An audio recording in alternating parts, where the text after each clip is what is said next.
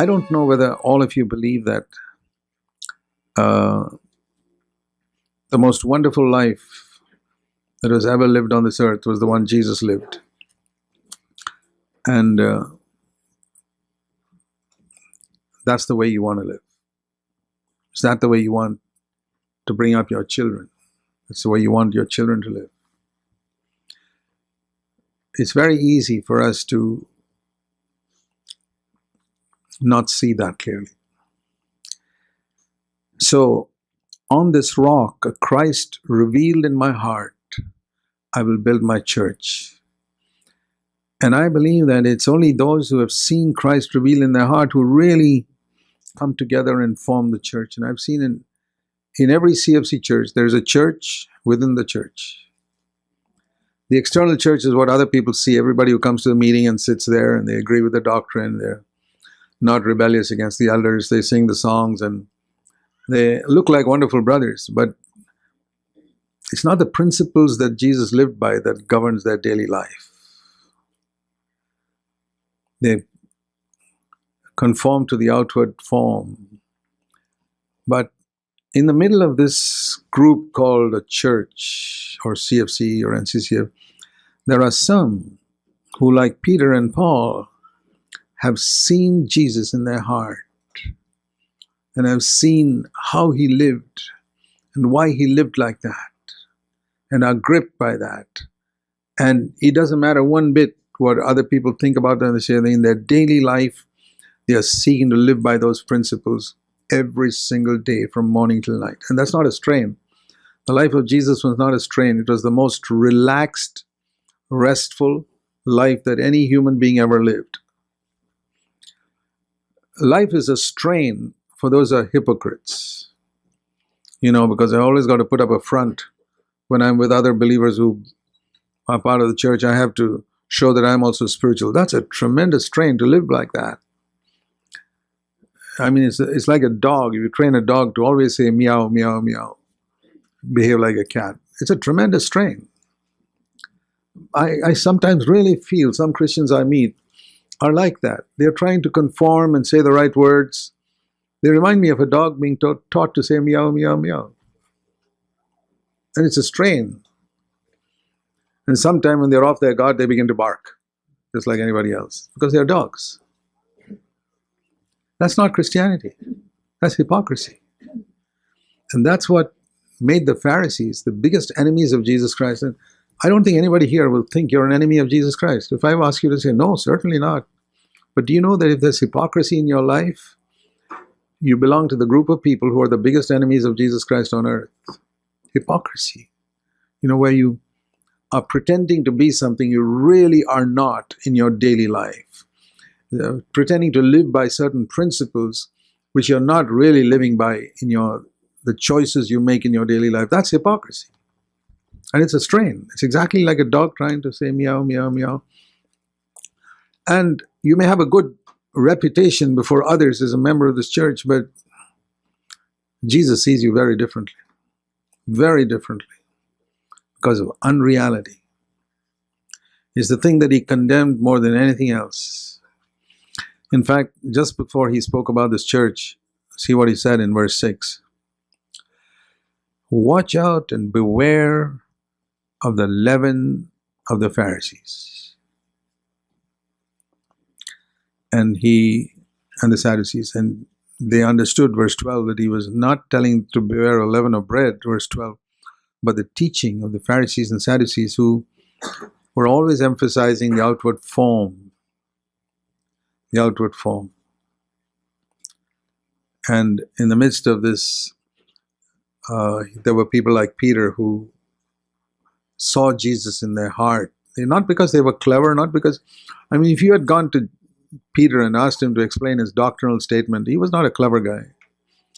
Some of us can explain these doctrines better than he could. But he had seen Jesus. And you can see the difference when you fellowship with someone who has seen Jesus. They are gripped by that. And others who are just agreement with the doctrine and who come along because they want to be accepted or have a good testimony before men.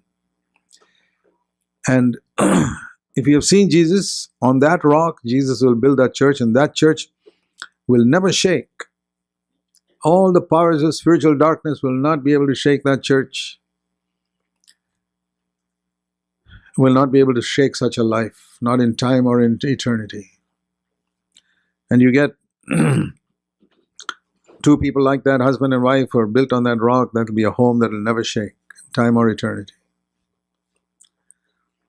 And that's the type of home in which we want to bring up our children. A home that's gripped by the values of Jesus.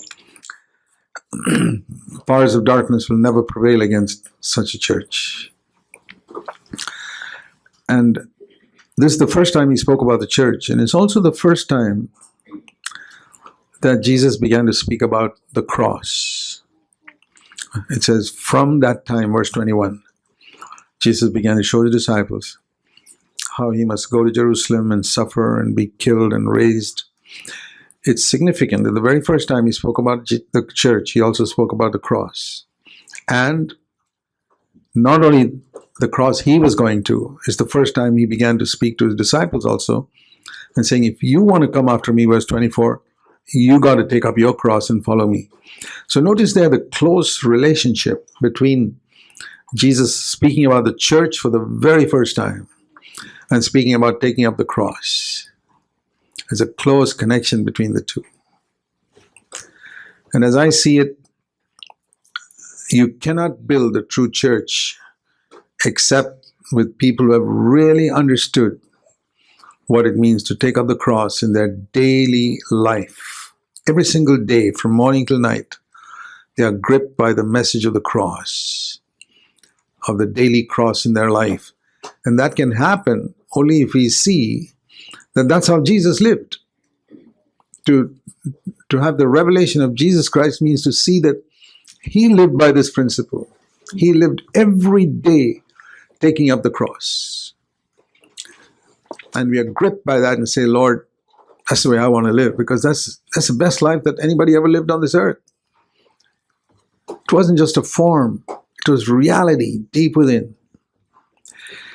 So this is not a small thing, because when Jesus spoke about the cross, humanly speaking, we don't like the cross. It's not something that is attractive to the flesh. What is attractive to the flesh is a gospel that tells you you can be healthy and wealthy. Period. Everybody likes that. I mean, every non-Christian will like that. Everybody in the world will receive Christ if that were the gospel. Surely, if that were the gospel, every single human being in the world would accept Christ. Because every single human being in the world wants health and wealth. I've never met a beggar or a rich man who doesn't want health and wealth. Why is it the world rejects Christ? Because that's not the message Christ brought. And yet so many are preaching it as if that were the message Christ has brought. To me, that is the clearest proof that the health wealth gospel is a fake. Because if it were true, the whole world should accept it, because everybody wants health and wealth. But what is the message Jesus brought? That you have to die to yourself every day and take up your cross every day. That's what nobody wants. That's what proves to me that that's the real gospel. And that's why they killed him. So when Peter heard this, in verse 22, where Jesus is going to suffer, he said, no, that's never going to happen. That was the natural reaction of the Adamic nature. That's not going to happen to you. It's not going to happen to me. We're going to be prosperous and healthy, not this business of, verse 21, suffering many things and being rejected and killed and all that. No, no, no. The reaction of Peter is the reaction of every child of Adam to the message of the cross. I don't want this. And now, listen to what Jesus said to Peter. As far as we know in the Gospels, there are only twice that Jesus used the word, "Get behind me, Satan."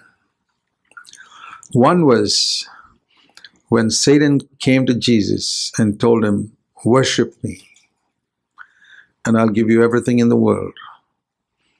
In Matthew 4, and Jesus said, get behind me, Satan. And the other time was when Peter came and basically said the same thing. In other words, don't go to the cross. And Jesus said, get behind me, Satan. So do you see a link between these two? I think there is.